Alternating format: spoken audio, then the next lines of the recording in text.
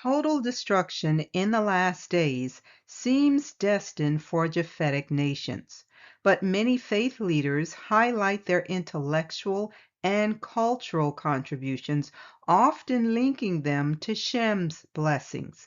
It may be time to reevaluate this perspective. We want to know why restoration prophecies appear to shine a light on Shem and Ham while leaving Japheth in the shadows.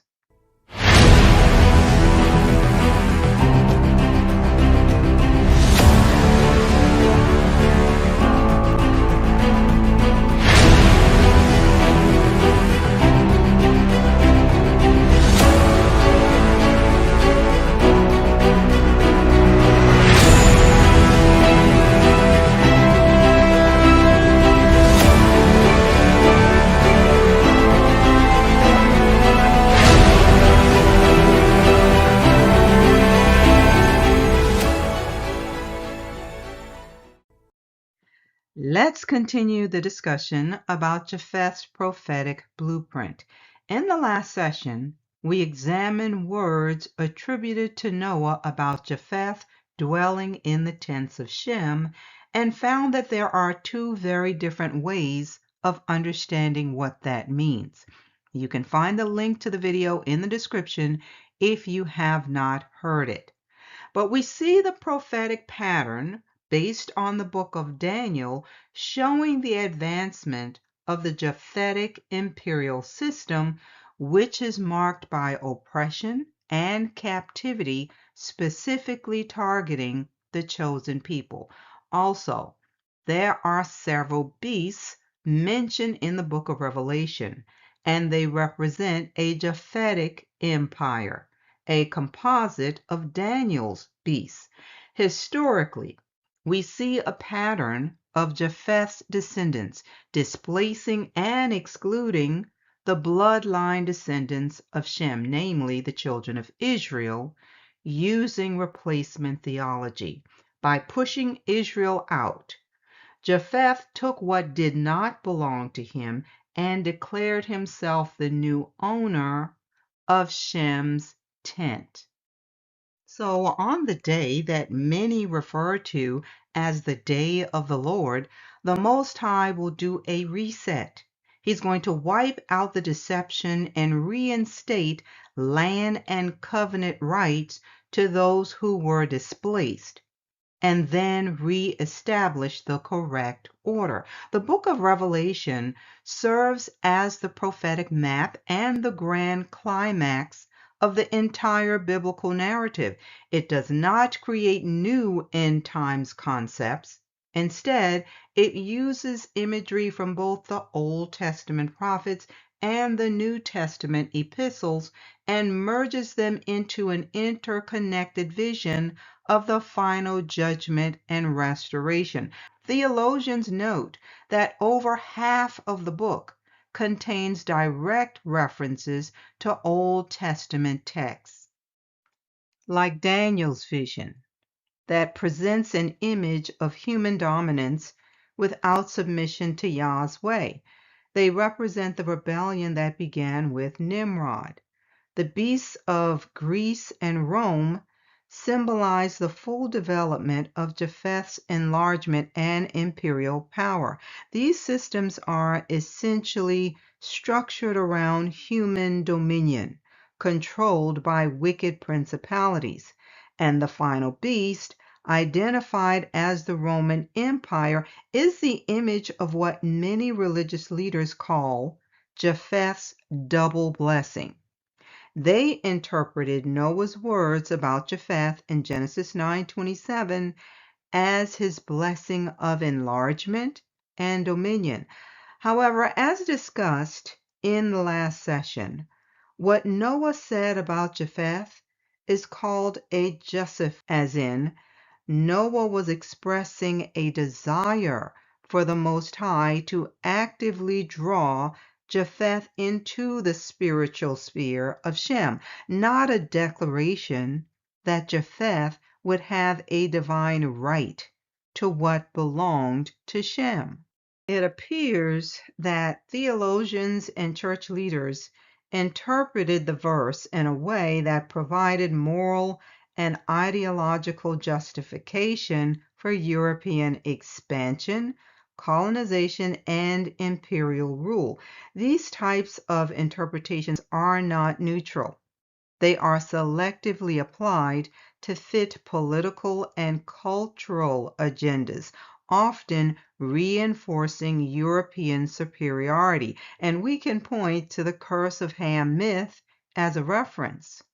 Noah's words were used to craft a narrative that Japheth would receive a double blessing that gave him the right to rule.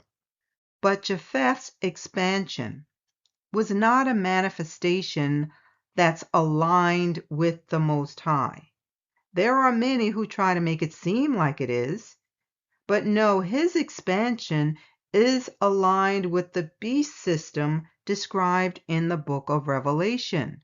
It's more than a political empire. It also represents a worldwide reorganization of humanity, a false god, counterfeit king, and counterfeit worship. So when we look at Revelation 17, we see what Babylon really is. It's not separate world powers as portrayed in the book of Daniel.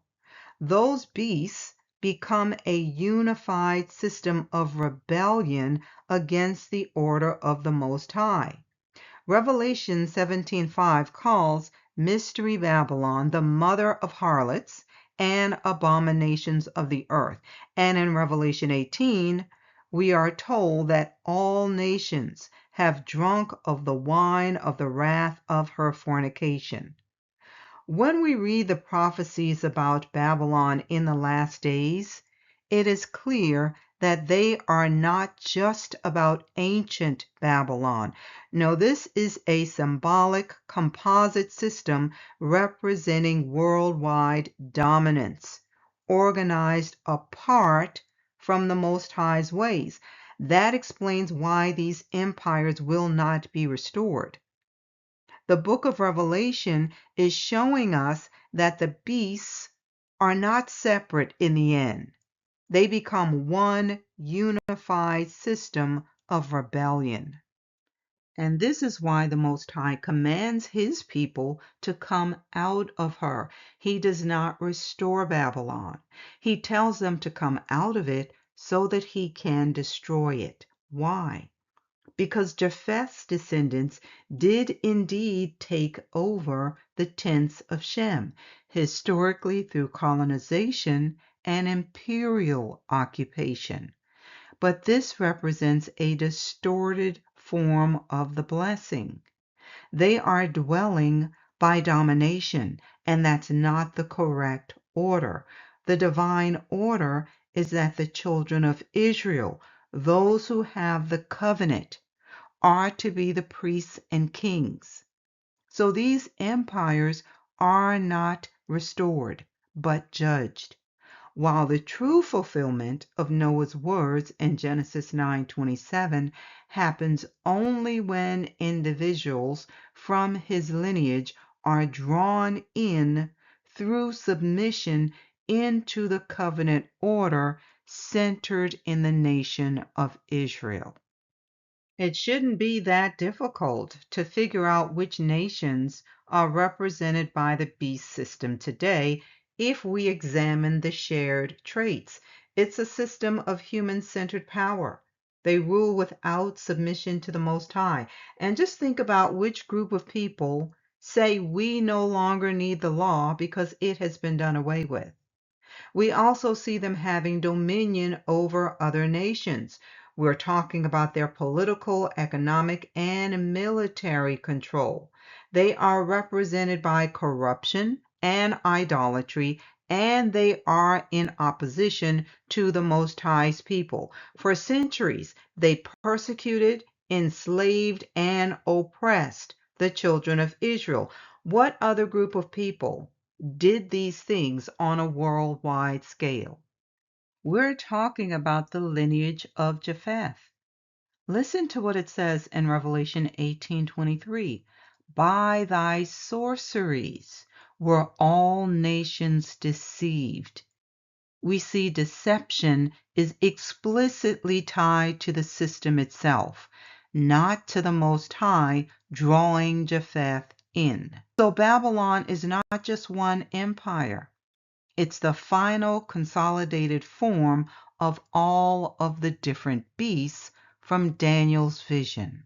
So the beast system is going to do three main things: centralize power under a final Japhetic imperial structure, erase national distinctions by forcing all peoples into one economic religious system, and persecute Israel, the saints of the Most High.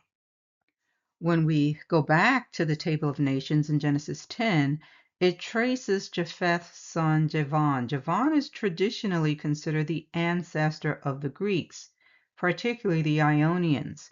We also see Kittim. Kittim is Rome, the third son of Javan and the grandson of Japheth. So the Table of Nations places Kittim within the maritime peoples.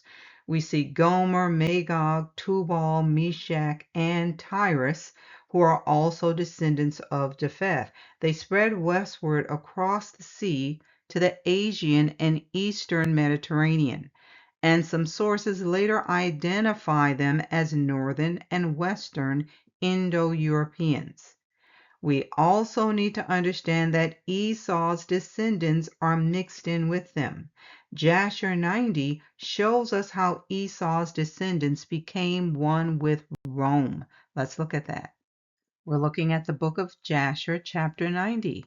It says, at that time, in the 5th year after the children of Israel had passed over Jordan, after the children of Israel had rested from their war with the Canaanites, at that time great and severe battles arose between Edom and the children of Kittim.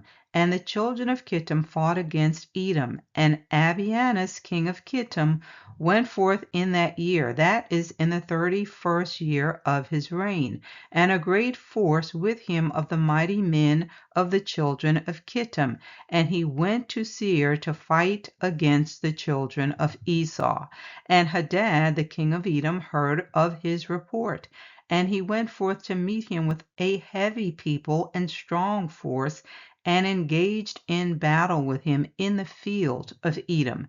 And the hand of Kittim prevailed over the children of Esau, and the children of Kittim slew of the children of Esau 22,000 men, and all the children of Esau fled from before them. And the children of Kittim pursued them, and they reached Hadad, king of Edom, who was running before them, and they caught him alive, and brought him to Abianus, king of Kittim. And Abianus ordered him to be slain, and Hadad, king of Edom, died in the 48th year of his reign. And the children of Kittim continued their pursuit of Edom, and they smote them with a great slaughter, and Edom became subject to the children of Kittim. And the children of Kittim ruled over Edom, and Edom became under the hand of the children of Kittim, and became one kingdom from that day. But the relationship between the Edomites and the Romans began much earlier than that. Zepho, the grandson of Esau, actually became king of Kittim after killing a monstrous beast in the region, and it led to the people elevating him and making him their ruler. He became a symbol of protection for them. Let's look at that from Jasher 61:12 through 17.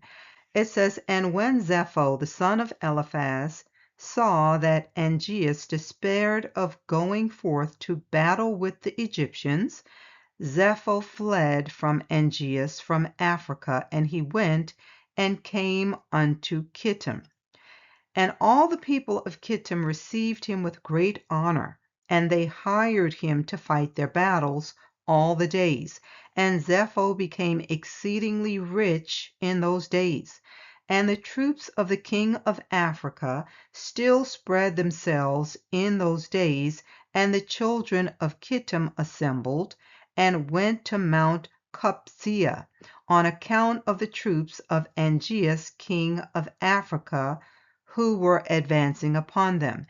And it was one day that Zepho lost a young heifer, and he went to seek it, and he heard it lowing round about the mountain. And Zepho went, and he saw, and behold, there was a large cave at the bottom of the mountain, and there was a great stone there at the entrance of the cave. And Zepho split the stone, and he came into the cave, and he looked, and behold, a large animal was devouring the ox. From the middle upward, it says from the middle upward, it resembled a man, and from the middle downward, it resembled an animal. And Zepho rose up against the animal and slew it with his swords. And the inhabitants of Kittim heard of this thing, and they rejoiced exceedingly. And they said, What shall we do unto this man who has slain this animal that devoured our cattle? And they all assembled to consecrate one day in the year to him. And they call the name thereof Zepho, after his name. And they brought unto him drink offerings year after year on that day, and they brought unto him gifts. Sounds like they began worshiping him. But let's go on. I'm going to drop down to verses 24 through 25. It says, And the children of Kittim saw the valor of Zepho, and the children of Kittim resolved, and they made Zepho king over them, and he became king over them. And whilst he reigned, they went to subdue the children of Tubal and all the surrounding islands. And their king Zepho went at their head, and they made war with Tubal and the islands, and they subdued them. And when they returned from the battle, they renewed his government for him, and they built for him a very large palace for his royal habitation and seat. And they made a large throne for him, and Zepho reigned over the whole land of Kittim and over the land of Italia 50 years. So he was ruling in Italy, basically fighting their battles. And you can see that it says he actually went to make war against the other children of Japheth. Esau is definitely affiliated with our enemies. He had no problem conspiring against us with the Greeks and the Romans because of his intense hatred for the children of Israel. Historically, Greece and Rome dwell in Shem's tent through colonization, and yes, Esau played a part in that. The Hellenization era refers to the period when Greek culture, language, religion, and identity spread widely beyond Greece itself, often through conquest and political integration. Babylon, Greece, and Rome all represent stages of human empires, expanded power. This is Japheth's enlargement, operating outside of covenant alignment. So Revelation shows that these are not separate trajectories, but parts of one continuous system, Babylon the Great, which is ultimately judged and destroyed rather than restored. In contrast, the Most High does not redeem the system itself, but allows a remnant from within it, those who are brought into subjection and right relationship with the covenant center, New Jerusalem. So this is fulfilling the deeper intention of Genesis 9:27, not the restoration of Japheth as nations. When we look at Japheth's enlargement, it becomes obvious when we look at Greece and Rome That's when the domination of Shem's territory really takes shape. The lineage of Japheth enters physically, politically, and culturally, and we see Rome developing a highly structured, codified religious system that governs public and private life. The intended goal was to dwell in Shem's tent, but they don't dwell there legitimately. Instead, they dominate rather than join. They rule rather than submit. And they reshape rather than receive the laws and commandments of the Most High Yah. The Roman Empire, represented by the final beast, took control of Judea and Jerusalem. We have Edomites like Herod ruling under Roman authority. There are Roman governors like Pilate. Basically, it's the fourth beast that destroyed Jerusalem and established its own religious system. It then issued edicts to oppress and enslave the chosen people. This is a very clear example of how Rome physically occupied the tents of Shem and exercised authority over it. The Japhetic imperial system is not going to be restored because restoration requires recognition and submission to the Most High and alignment with the laws of Zion. But the Japhetic empires represent self-exalting and rebellious systems, wanting to exercise political dominance over Israel, not submission to them. They want independence from Yah's rule, so they will be destroyed and not restored. Now, by the time we see Babylon in Revelation, it has invaded and occupied almost every nation, including the nation of Israel. It has taken what belongs to the chosen people. So the system represents an empire with economic control, cultural influence, and religious corruption. It's a church and state system that interacts with all nations, having dominion over the earth. So colonization is not a fulfillment of what religious leaders claim is a prophecy to Japheth. No, it's massive deception. When we look at the final form of the beast, a description is presented in Revelation 13 and 17 to reflect a beast with 7 heads, 10 horns, and the beast is empowered by the dragon, the same spiritual source that we see in Daniel's 4th beast, and it has worldwide authority, the same universal dominion that has been foretold for the final phase of this last kingdom. Luke 21:24 says, "And they will fall by the edge of the sword and be led away captive into all nations, and Jerusalem will be trampled by Gentiles until the times of the Gentiles are fulfilled."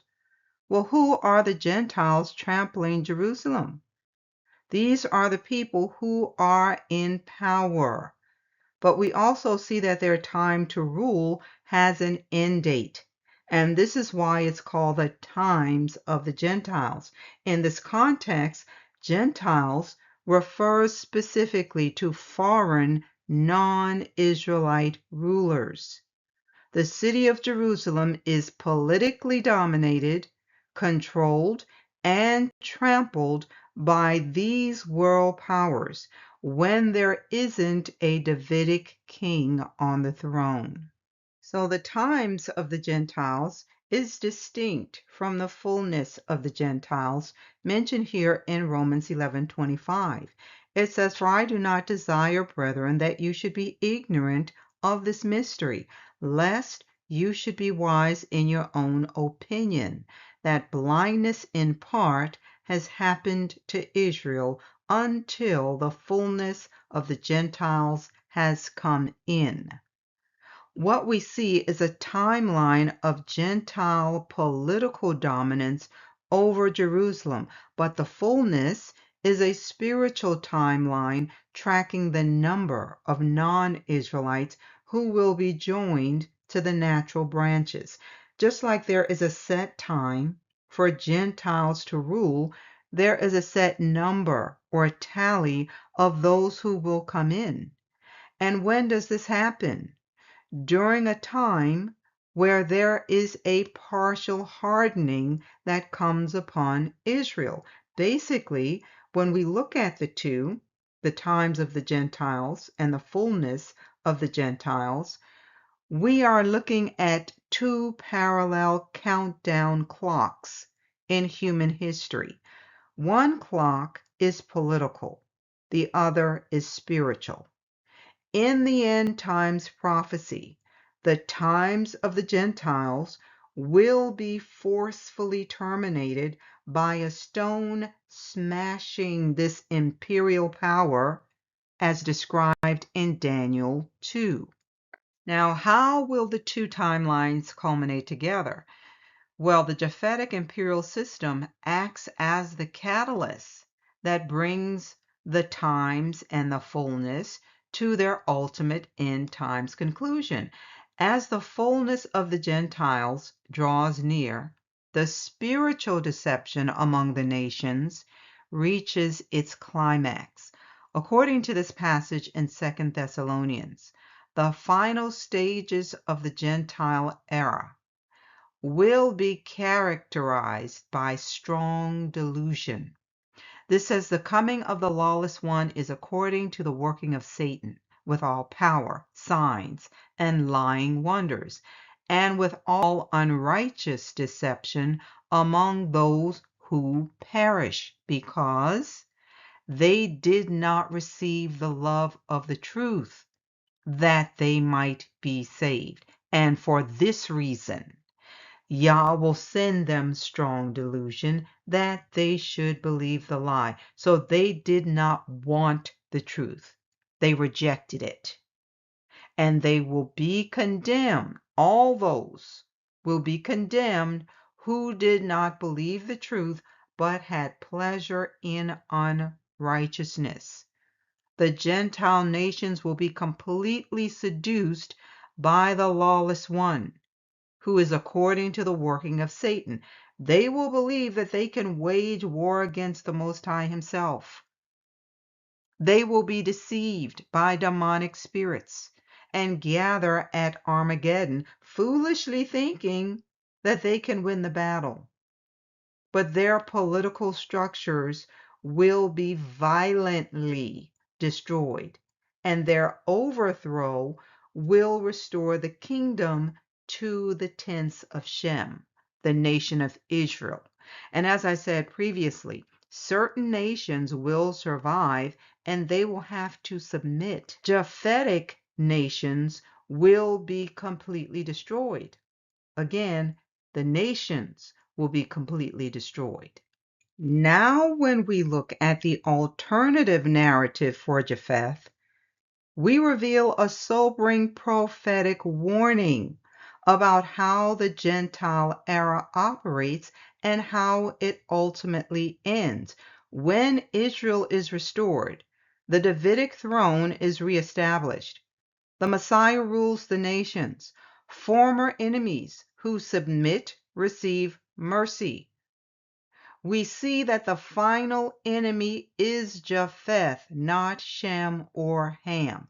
And no Japhetic nation is ever promised a national restoration after judgment.